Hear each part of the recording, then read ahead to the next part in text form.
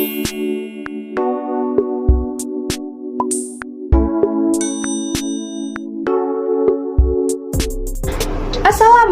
warahmatullahi wabarakatuh.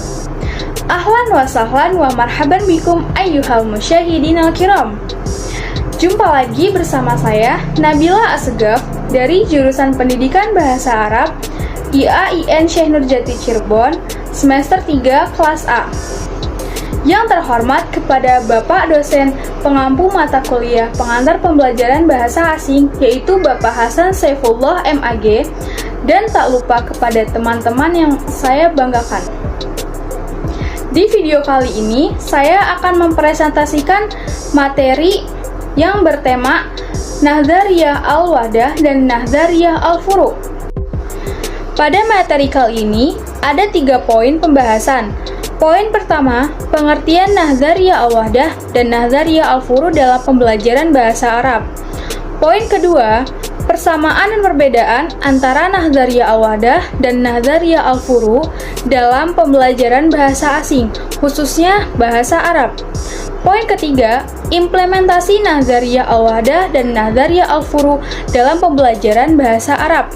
Langsung saja kepada pembahasan poin yang pertama, yaitu pengertian Nadhariyah Al-Wahdah dan Nadhariyah Al-Furu'.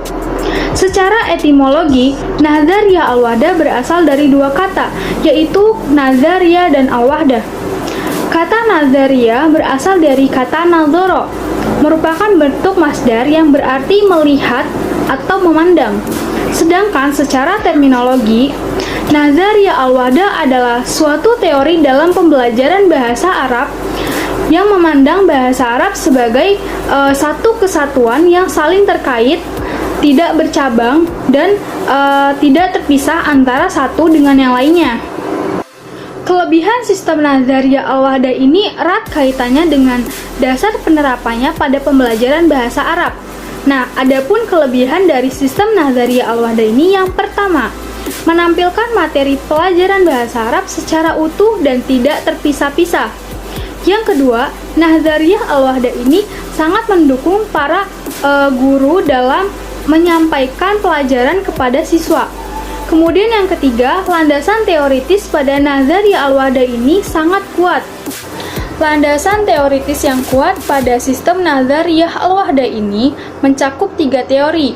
Yang pertama, teori linguistik, yang kedua, teori psikologis, dan yang ketiga, teori pedagogis. Dari sisi psikologi atau yang berhubungan dengan kejiwaan seseorang, sistem Nadhariyah Al-Wahdah ini sesuai dengan cara kerja otak dalam memandang sesuatu, yaitu dari global atau keseluruhan baru ke bagian-bagiannya. Teknik penyajiannya pun bervariasi, sehingga bisa menghindarkan peserta didik dari kejenuhan. Kemudian dari sisi linguistik atau kebahasaan, sistem Nadhariyah Al-Wahdah ini sesuai dengan realitas bahasa yang memadukan berbagai unsur dan keterampilan bahasa secara utuh. Dan yang ketiga yaitu dari sisi kependidikan atau pedagogis. Sistem terpadu ini menjamin terwujudnya pertumbuhan kemampuan berbahasa secara seimbang, karena semuanya ditangani dalam situasi dan kondisi yang sama. Di samping ada kelebihan, Nadhariyah Al-Wahdah juga memiliki kekurangan. Teman-teman ada yang tahu nggak kekurangan dari Nadhariyah Al-Wahdah ini apa? Ya, kekurangan Nadhariyah Al-Wahdah pada pembelajaran bahasa Arab yakni yang pertama, guru dituntut untuk serba bisa dalam menyampaikan semua unit bahasa yang begitu kompleks. Yang kedua yaitu rendahnya pengetahuan peserta didik dalam pengetahuan ilmu bahasa, terutama pada ilmu nahwu, ilmu shorof, dan ilmu balaghah. Selanjutnya yaitu Nadhariyah Al-Furu'. Teman-teman ada yang tahu nggak pengertian dari Nadhariyah Al-Furu' ini apa? Ya, Nadhariyah Al-Furu' atau teori cabang adalah teori yang menganut pemisahan materi dalam pembelajaran bahasa Arab. Teori Nadhariyah Al-Wahdah ini memandang bahwa bahasa Arab adalah bahasa yang memiliki cabangnya masing-masing atau dipisah-pisah.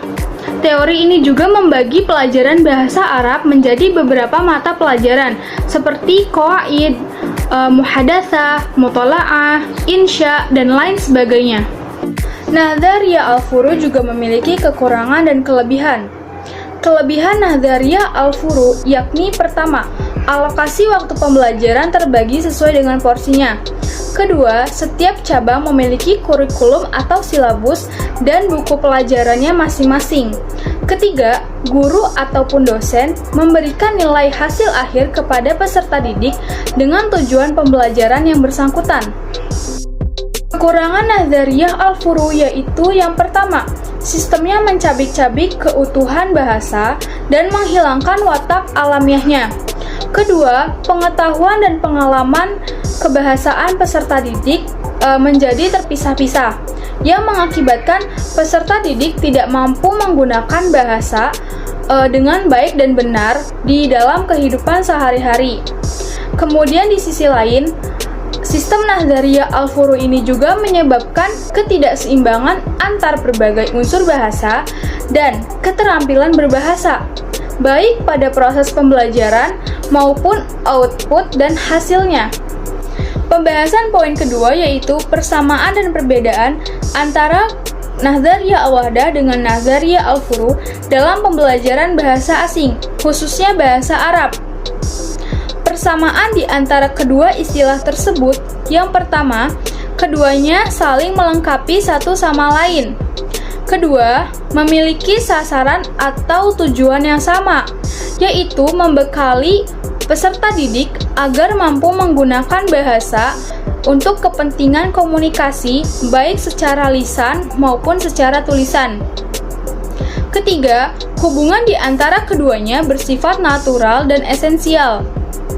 Adapun perbedaan di antara Nadhariyah al-wahdah dengan Nadhariyah al-furu. Yang pertama, Nadhariyah al-wahdah memiliki sistem terpadu, sedangkan Nadhariyah al-furu memiliki sistem yang terpisah. Kedua, Nadhariyah al-wahdah memiliki landasan teoritis, sedangkan Nadhariyah al-furu tidak memiliki landasan teoritis. Ketiga, Nadhariyah al-wahdah hanya memiliki satu mata pelajaran, sedangkan Nadhariyah al-furu memiliki banyak macam mata pelajaran. Pembahasan poin yang ketiga yaitu implementasi Nadhariyah al-wahdah dan Nadhariyah al-furu dalam pembelajaran bahasa Arab. Penerapan pembelajaran bahasa Arab menggunakan sistem Nadhariyah al-wahdah mengajarkan materi secara terpadu yang mencakup berbagai aspek bahasa yang saling berkaitan, sehingga tercermin bahwa bahasa sebenarnya merupakan suatu sistem yang dapat dikuasai hanya melalui pembinaan terhadap suatu tema. Implementasi Nadhariyah al-furu dalam pembelajaran bahasa Arab.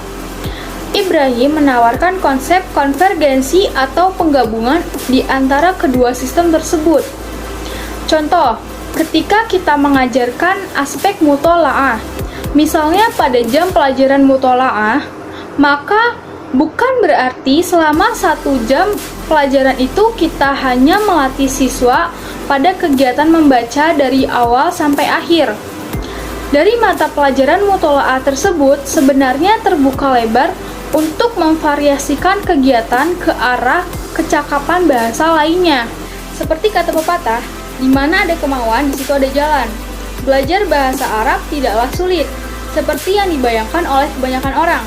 Banyak kiat dan tips yang bisa dilakukan. Namun, kunci utamanya adalah niat dan kemauan. Manjada wajada, siapa yang bersungguh-sungguh pasti akan berhasil. Cukup sekian pemaparan materi diri saya. Mohon maaf apabila terdapat kesalahan dalam pengucapan kata ataupun kalimat. Semoga apa yang telah disampaikan dapat bermanfaat buat kita semua.